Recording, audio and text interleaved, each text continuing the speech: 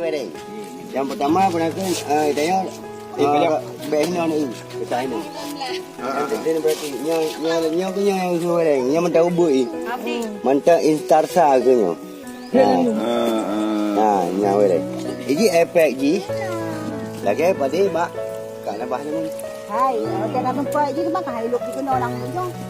Saya masalah sampai ini kan nak gunakan yang sistemik ni dah.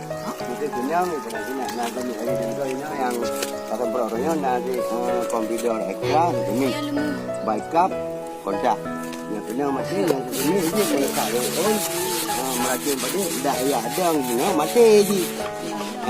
Bang. Yang berlaku pemahaman. Iya betul.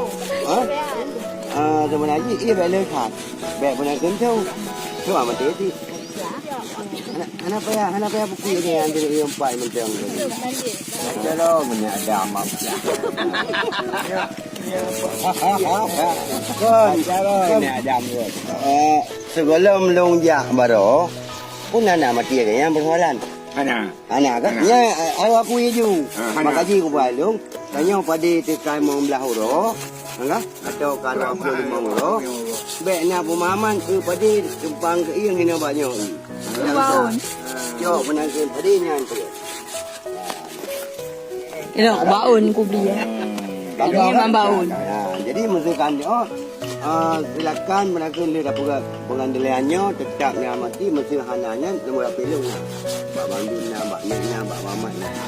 Betul nak penangkan perhalannya dia aku tu penangkannya nambah jadi angah pada yang dia tuan itu. Nyala rakam ada. Seperti yang benar. Nya ni pegah bana ulat gading, habis mendungi hanga.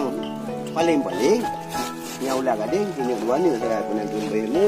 Nya mesti bana merah kadunya.